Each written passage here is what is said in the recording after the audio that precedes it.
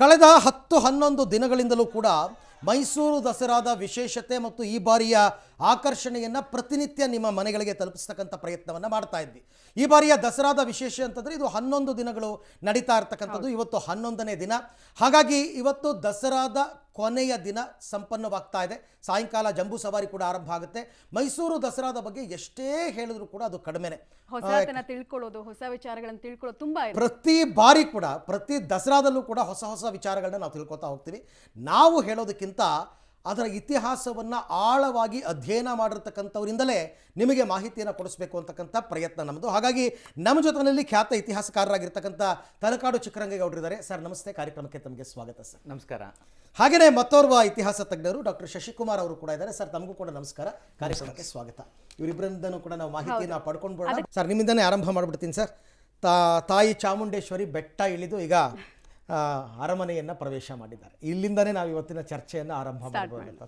ಎಷ್ಟು ಅದ್ಭುತವಾದ ಪರಿಕಲ್ಪನೆ ನಮ್ಮ ಹಿಂದಿನವರದ್ದು ಅಲ್ವ ಸರ್? ಸಾಮಾನ್ಯವಾಗಿ ಹೆಣ್ಣು ಮಕ್ಕಳಿಗೆ ತವರು ಮನೆಗೆ ಹೋಗೋದಕ್ಕಿಂತ ಖುಷಿಯಾದಂತಹ ಸಂಗತಿ ಇನ್ನೊಂದು ಇರಲಿಕ್ಕಿಲ್ಲ, ಬೇರೆ ಇಲ್ಲ. ಈಗ ಇಲ್ಲಿ ಬೆಟ್ಟದಿಂದ ಇಳಿದು ಬಂದ ಚಾಮುಂಡಿ, ಹೌದು, ದಂಡು ಸಮೇತ ಅವಳ ದರ್ಶನ ಮಾಡ್ತಾರೆ ಮೈಸೂರು ಮಂದಿ. ಇದು ನೀವು ಹೇಳಿದಾಗೆ ಬೆಟ್ಟದ ಮೇಲೆ ಹೋಗೋದಕ್ಕೆ ಸಾಕಷ್ಟು ಜನರಿಗೆ ಆಗೋದಿಲ್ಲ. ಒಂದು ಎರಡನೇದಾಗಿ ಅಕಸ್ಮಾತ್ ಮೇಲೆ ಹೋದ್ರೂ ಕೂಡ ಎಲ್ಲರೂ ಕೂಡ ಕಣ್ ತುಂಬಿಕೊಳ್ಳೋದಕ್ಕೆ ಸಾಧ್ಯ ಇಲ್ಲ. ಗರ್ಭಗುಡಿ ಚಿಕ್ಕದಿರುತ್ತೆ. ಅದಕ್ಕೋಸ್ಕರ ತಾಯಿ ಏನು ಮಾಡ್ತಾಳೆ, ನೀವೇನು ಕಷ್ಟ ಬಿದ್ದು ನನ್ನ ಹತ್ರ ಬರೋದು, ನಾನೇ ಬರ್ತೀನಿ, ತಾಯಿ ಮಕ್ಕಳನ್ನ ನಾನೇ ಇದು ಮಾಡ್ತೀನಿ ಅಂತೇಳಿ ಬೆಟ್ಟದಿಂದ ಇಳಿದು ಬರ್ತಾಳೆ. ಯಾರು ಎಲ್ಲಿ ನಿಂತು ಬೇಕಾದ್ರೂ ನೋಡ್ಬೋದು. ಸೊ ಅದು ಒಂದು ವೈಭವದ ದೃಶ್ಯ ಈ ದಸರಾದಲ್ಲಿ. ಮತ್ತು ಈ ಬಾರಿ ದಸರಾ ಅದ್ಧೂರಿಯಾಗಿರುತ್ತೆ, ಅರ್ಥಪೂರ್ಣವಾಗಿರುತ್ತೆ ಅನ್ನೋದನ್ನು ಮೈಸೂರಿನ ಬಳಿ ಇರುವಂಥ ಮಂಡ್ಯ ಜಿಲ್ಲೆಯಲ್ಲಿರುವಂಥ ಕೃಷ್ಣರಾಜ ಸಾಗರ ಅಣೆಕಟ್ಟೆ ನಮಗೆ ಕ್ಲೂ ಕೊಡ್ತು. ಮೊದಲನೇ ಸಾರಿ ಇತಿಹಾಸದಲ್ಲಿ ಮೇ ತಿಂಗಳಲ್ಲಿ ತುಂಬಿ ತುಳುಕಿದಂಥ ಕನ್ನಮಾಡಿ ಕಟ್ಟೆ ಒಂದು ಸಂದೇಶವನ್ನು ಕೊಡ್ತು. ಇನ್ನು ಮುಂದೆ ಕರ್ನಾಟಕ ರಾಜ್ಯದಲ್ಲಿ ಸುಭಿಕ್ಷ ತುಂಬಿರುತ್ತೆ, ಯಾರು ಏನು ಯೋಚನೆ ಮಾಡಿಬಿಡಿ ಅನ್ನುವಂಥ ಕುರುಹಲ್ ಸಿಕ್ತು. ಒಂದು ಅದಕ್ಕೆ ಪೂರಕವಾಗಿ ಸಾಮಾನ್ಯ ಜನರು ಬಳಸುವಂಥ ತೆರಿಗೆಗಳನ್ನು ಈ GST ಇಳಿಸಿದ್ರು. ಸೊ ಒಂದು ರೀತಿಯಲ್ಲಿ ಜಲಸಂಪತ್ತು, ಇನ್ನೊಂದು ಧನ ಸಂಪತ್ತು ನಾಡಿನ ಜನರಲ್ಲಿ ಯಥೇಚ್ಛವಾಗಿ ತುಂಬಿ ತುಳುಕ್ತಾ ಇದೆ. ಸಹಜವಾಗಿ ಜಲಸಂಪತ್ತು ಧನ ಸಂಪತ್ತು ಇದ್ದ ಕಡೆ ಅರ್ಥಪೂರ್ಣವಾದಂಥ ಈ ರೀತಿಯ ಉತ್ಸವಗಳು ಬಹಳ ಚೆನ್ನಾಗಿ ನಡೆಯುತ್ತೆ. ಸೊ ಹೀಗಾಗಿ 2025ರ ದಸರಾ ಇದೆಯಲ್ಲ, ಐತಿಹಾಸಿಕವಾಗಿ ನಾವು ಹೇಳ್ತಾ ಹೋದ್ರೆ ಸಾಕಷ್ಟು ವಿಷಯಗಳನ್ನ ಇದಕ್ಕೆ ಜೋಡಣೆ ಮಾಡ್ಬೋದು. ಉದಾಹರಣೆಗೆ 1881ರಲ್ಲಿ 10ನೇ ಚಾಮರಾಜ ಒಡೆಯರ್ ಪಟ್ಟಕ್ಕೆ ಬಂದಾಗ 83-84ರಲ್ಲಿ ಅವ್ರಿಗಿಬ್ಬರು ಗಂಡು ಮಕ್ಕಳು ಹುಡ್ತಾರೆ. ಇದು ಯಾವಾಗ? 1884 ಗಂಡು ಮಕ್ಕಳು ಹುಟ್ಟೋದು. ಅದೇ ಪರಿಸ್ಥಿತಿ ಇವತ್ತು ಮೈಸೂರು ಅರಮನೆ ಒಳಗಡೆ ಅಧಿಕೃತವಾದಂಥ ಕಾನೂನಾತ್ಮಕವಾಗಿ ಅವರ ರಾಜರಲ್ಲದೆ ಇದ್ರು ಭಾವನಾತ್ಮಕವಾಗಿ ರಾಜರನ್ನೇ. ಯದುವರಿಗೆ 2 ಗಂಡು ಮಕ್ಕಳು ಜನಿಸಿದ್ದಾರೆ.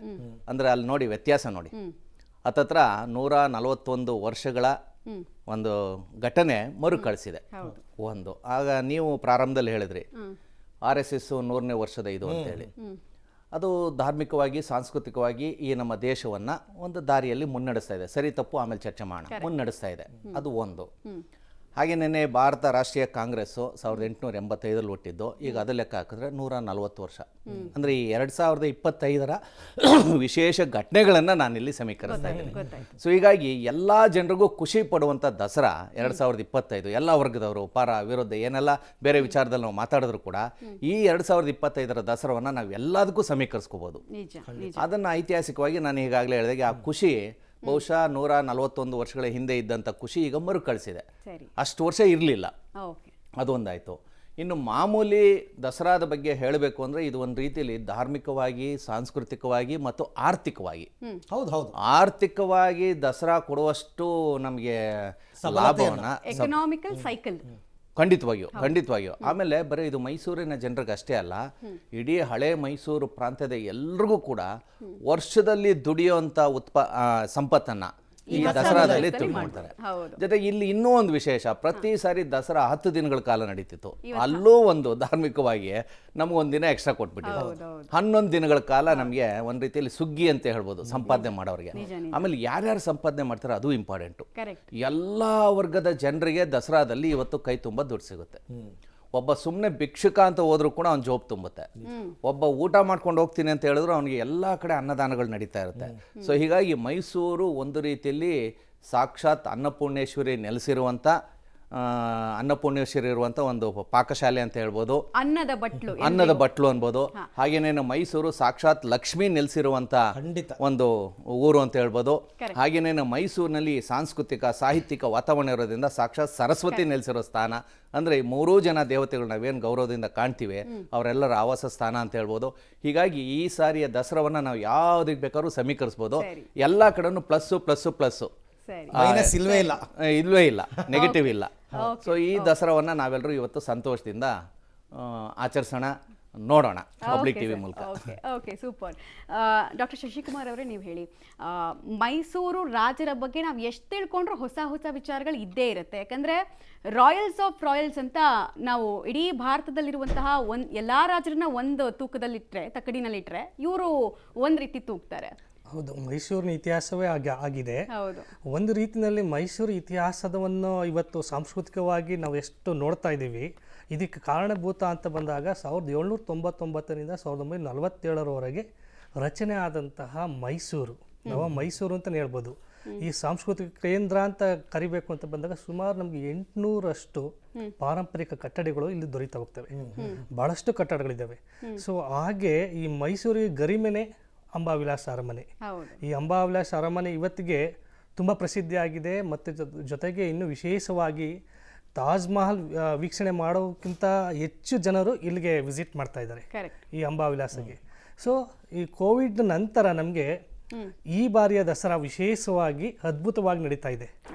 ಸೊ ಈ ಒಂದು ದೃಷ್ಟಿಕೋನದಲ್ಲಿ ನೋಡಿದಾಗ ಮೈಸೂರಿನ ರಾಜರ ಕೊಡುಗೆ ಬಹಳ ಅಪಾರ. ಸೊ ನಮಗೆ ಇಲ್ಲಿ ಬಂದಂಥ ಮುಮ್ಮಡಿ ಕೃಷ್ಣರಾಜ ಒಡೆಯರು ಮತ್ತು 10ನೇ ಚಾಮರಾಜ ಒಡೆಯರು, ನಾಲ್ವಡಿ ಕೃಷ್ಣರಾಜ ಒಡೆಯರು, ಸೊ ಇವರ ಕಾಲಘಟ್ಟ ನಮಗೆ ಒಂದು ರೀತಿಯಲ್ಲಿ ಅದ್ಭುತವಾದ ಕಾಲಘಟ್ಟ ಅಂತಲೇ ಹೇಳ್ತಾ ಹೋಗ್ತೀವಿ. ಅಭಿವೃದ್ಧಿಗಳ ಪರ್ವತವಾದ ಕಾಲಘಟ್ಟ, ಜೊತೆಗೆ ಎಲ್ಲ ರೀತಿಯ ಬೆಳವಣಿಗೆ ಆಗಿದೆ. ಈ ಒಂದು ಕಾಲಘಟ್ಟದಲ್ಲಿ ಸುಮಾರು ನಮಗೆ 16 ಅರಮನೆಗಳ ಬಗ್ಗೆ ಮಾತನಾಡಬಹುದು ಮೈಸೂರಿನಲ್ಲಿ.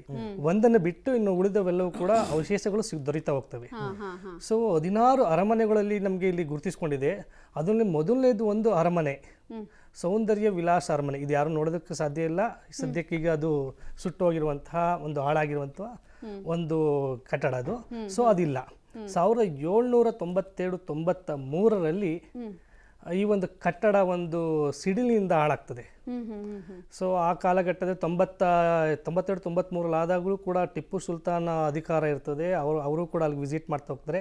ನಾವು ಈಗ ಹೊಸ ಕೋಟೆ ಅಂತ ಏನಿದೆ, ಆ ಕೋಟೆ ಒಳಭಾಗದಲ್ಲೇ ಹಳೇ ಒಂದು ಕೋಟೆ ಅಂತ ಈಗ ಏನು ಅಂಬಾವಿಲಾಸ ಬರ್ತದೆ, ಅದು ಹೊಸ ಕೋಟೆ, ಹೊಸ ಅರಮನೆ ಅಂತ ನಾವು ಕರಿತೀವಿ. ಹಿಂದೆ ಅದು ಹಳೆ ಕೋಟೆ, ಹಳೆ ಅರಮನೆ ಆಗಿತ್ತು. ಸೊ ಈ ಸೌಂದರ್ಯ ವಿಲಾಸ ಅರಮನೆ, ಸೌಂದರ್ಯ ವಿಲಾಸ ಅಂತಾನೆ ಹೆಸರಿತ್ತು. ಹೌದು, ಅದಾದ್ಮೇಲೆ ಕಟ್ಟಿದ್ದಕ್ಕೆ ಅಂಬಾವಿಲಾಸ ಅಂತ ಬಂತು. ಸೊ ಈ ಒಂದು ಅರಮನೆ ಇತಿಹಾಸವು ಕೂಡ ನಮಗೆ 16ನೇ ಶತಮಾನದ ಮಧ್ಯಂತರಕ್ಕೆ ಹೋಗ್ತದೆ. 1653ರಲ್ಲೂ ಕೂಡ ಆ ಕಾಲಘಟ್ಟದಲ್ಲೂ ಈ ಅರಮನೆ ಇತ್ತು. ಕಂಠೀರವ ನರಸರಾಜ ಒಡೆಯರು ಅಲ್ಲಿ ನಿರ್ಮಾಣ ಮಾಡಿದ್ರು ಕೆಲವೊಂದು ಭಾಗನ ಅನ್ನೋದು ಒಂದು ವಿಚಾರ ಬರ್ತಾ ಹೋಗ್ತದೆ. ಜೊತೆಗೆ ಹೈದರಾಲಿ ಕೂಡ ಈ ಒಂದು ಅರಮನೆಗೆ ವಿಸಿಟ್ ಮಾಡಿದ್ರು ಅನ್ನೋದು ವಿಚಾರ ಬರ್ತಾ ಹೋಗ್ತದೆ. ಜೊತೆಗೆ 1793ರಲ್ಲಿ ಟಿಪ್ಪು ಕೂಡ ಈ ಅರಮನೆ ಸಿಡ್ಲಿಯಿಂದ ಹಾಳಾದಾಗ, ಅಥವಾ ಜೊತೆಗೆ ಕಾಲಾರ ಪ್ಲೇಗ್, ಈ ಮಹಾ ಕಾಯಿಲೆಯಿಂದ ಈ ಅರಮನೆ ಒಂದು ನಾಶ ಆಗ್ತದೆ. ಆ ಕಾಲಘಟ್ಟದಲ್ಲಿ ವಿಸಿಟ್ ಮಾಡಿ ಒಂದು 2 ಅರಮನೆಗಳು ನಿರ್ಮಾಣ ಮಾಡಬೇಕು ಅನ್ನೋ ಒಂದು ವಿಚಾರವನ್ನು ಕೂಡ ಮಂಡನೆ ಮಾಡಿರ್ತಾರೆ. ಸೊ ಅಲ್ಲಿ ಯುದ್ಧಗಳ ಒಂದು ಪರಿಸ್ಥಿತಿನಲ್ಲಿ ಅದನ್ನು ಮಾಡೋಕ್ಕಾಗಲ್ಲ. ನೆಕ್ಸ್ಟು ನಂತರ ಕಾಲಘಟ್ಟದಲ್ಲಿ ಒಂದು ಮರದ ಅರಮನೆ, ಈಗ ನಾವೇನು 1897ರಲ್ಲಿ ಸುಟ್ಟು ಹೋದ ಅರಮನೆ ಅಂತ ಕರಿತೀವಿ, ಆ ಮರದ ಅರಮನೆಯನ್ನು ಅಲ್ಲಿ ನಿರ್ಮಾಣ ಮಾಡ್ತಾರೆ ಅನ್ನೋದು ಒಂದು ವಿಶೇಷವಾಗಿ ಒಂದು. ಈಗ ಇನ್ನೇನು ಕೆಲವೇ ಹೊತ್ತಲ್ಲಿ ಚಿಕ್ಕರಂಗೇಗೌಡ್ರೆ, ನಮ್ಮಲ್ಲಿ ಇದು ವಜ್ರಮುಷ್ಟಿ ಕಾಳಗ ಆರಂಭ ಆಗ್ಬಿಡ್ತಾ ಇದೆ. ಈಗಾಗಲೇ ಜಟ್ಟಿಗಳನ್ನು ತಯಾರು ಮಾಡ್ತಕ್ಕಂಥ ಕೆಲಸ ಕಾರ್ಯಗಳು ಕೂಡ ನಡೀತಾ ಇದೆ. ಸೊ ಅದರ ಒಂದಷ್ಟು ಹಿನ್ನೆಲೆ ಯಾವಾಗಿಂದ ಆರಂಭ ಆಯಿತು, ಯಾವ ಕಾರಣಕ್ಕೆ ಈ ಆಚರಣೆ ಬಂತು ಅಂತ ಅಂದ್ಬಿಟ್ಟು. ಈಗ ವಜ್ರಮುಷ್ಟಿ ಕಾಳಗ ಅಂದಿದ ತಕ್ಷಣ ಜಟ್ಟಿ ಜನಾಂಗದವರ ಉಲ್ಲೇಖ ಬರುತ್ತೆ. ಜಟ್ಟಿ ಜನಾಂಗದವರ ಬಗ್ಗೆ ಒಂದು ರೀತಿಯಲ್ಲಿ ಅಧಿಕೃತವಾದಂಥ ವೈಜ್ಞಾನಿಕವಾದಂಥ ಕುಲಶಾಸ್ತ್ರೀಯ ಅಧ್ಯಯನವನ್ನು ಮಾಡಿದಂಥವರು ಬ್ರಿಟಿಷ್ ಅಧಿಕಾರಿಯಾದಂಥ ಎಡ್ಗರ್ ಥರ್ಸ್ಟನ್ ಅಂತ. ಆತನ ಬುಕ್ನಲ್ಲಿ ಬಂದಿರೋದ್ರ ಪ್ರಕಾರ, ಆತನ ಏನು ಹೇಳ್ತೀವಿ ಕೊಟ್ಟಿರೋ ಕ್ಲೂ ಪ್ರಕಾರ, ಜಟ್ಟಿಗಳ ಮೂಲ ಸ್ಥಾನ ಬಂದು ತಿರುಚಿರಾಪಳ್ಳಿ ಅಂತ ಹೇಳ್ತಾರೆ. ಓಕೆ. ಇವತ್ತು ಕೂಡ ಅತಿ ಹೆಚ್ಚಿನ ಪ್ರಮಾಣದಲ್ಲಿ, ಅಂದ್ರೆ ಅವಾಗ ತಮಿಳುನಾಡು ಕರ್ನಾಟಕ ಅಂತ ಇರಲಿಲ್ಲ. ಆಮೇಲೆ ಇಲ್ಲಿ ಇನ್ನೊಂದು ವಿಷಯ ಹೇಳ್ಬೇಕು, ಯಾಕೆಂದ್ರೆ ಈಗ ನಾವು ಮಾತಾಡುವಾಗ ಪೂರ್ತಿ ತಮಿಳುನಾಡು ಕರ್ನಾಟಕ ಅನ್ನೋ ಪದ ಬಂದಾಗ ಓಕೆ. ತುಂಬಾ ಜನ ಏನು ತಮಿಳುನಾಡು ನಮಗೂ ಏನು ಸಂಬಂಧ ಅಂತಾರೆ. ಬಹುತೇಕ ತಮಿಳುನಾಡನ್ನ ಹೆಚ್ಚು ಆಳಿದವರು ಕನ್ನಡಿಗರು. 350ನೇ ಇಸ್ವಿಯಿಂದ 1000 ಇಸ್ವಿಯವರೆಗೆ ಗಂಗರು ತಮಿಳುನಾಡಿನ ಬಹುತೇಕ ಭಾಗವನ್ನು ಆಳಿದ್ರು. ಹೊಯ್ಸಳರು ಬಹುತೇಕ ಗಂಗರಿಗಿಂತ ಹೆಚ್ಚಿನ ಭಾಗವನ್ನ, ತಮಿಳುನಾಡು ಭಾಗವನ್ನ ಹೊಯ್ಸಳರು ಕನ್ನಡಿಗರು ಆಳಿದ್ರು. ಹೊಯ್ಸಳರ ನಂತರ ಬಂದಂತ ವಿಜಯನಗರದವರು 200 ವರ್ಷ ಆಳಿದ್ರು. ಅಂದ್ರೆ ಇವ್ರದೊಂದು 650 ವರ್ಷ, ಹೊಯ್ಸಳರದ್ದು 200, ಎಷ್ಟಾಯ್ತು 850, ಮತ್ತೆ ವಿಜಯನಗರದವ್ರದ್ದು 200, 1050 ವರ್ಷಗಳ ಕಾಲ. 2000 ವರ್ಷದ ಇತಿಹಾಸದಲ್ಲಿ, ತಮಿಳುನಾಡಿನ ಇತಿಹಾಸದಲ್ಲಿ 1050 ವರ್ಷಗಳ ಕಾಲ ಕನ್ನಡಿಗರೇ ನಾವು ಆಳಿದೀವಿ. ಅಂದ್ರೆ ತಮಿಳುನಾಡು ನಮ್ಮದೇ ಒಂದು ಭಾಗನೇ ವಿನಃ ಅದು ಬೇರೆ ರಾಜ್ಯ ಅಲ್ಲ. 1956ರಲ್ಲಿ ತಾಂತ್ರಿಕವಾಗಿ ಬೇರೆ ಆಯ್ತು. ಸೊ ಹೀಗಾಗಿ ತಿರುಚಿರಾಪಳ್ಳಿ ಅನ್ನೋದು ಕೂಡ ಕರ್ನಾಟಕದ ಮೈಸೂರು ಸಂಸ್ಥಾನದ ಒಂದು ಭಾಗವಾಗಿತ್ತು. ಸೊ ಹೀಗಾಗಿ ಅಲ್ಲಿಂದ ಹೆಚ್ಚು ಜನ ಜಟ್ಟಿಗಳು ಮೈಸೂರು ಅರಮನೆಗೆ ಬರ್ತಾ ಇದ್ರು ಅಂತ.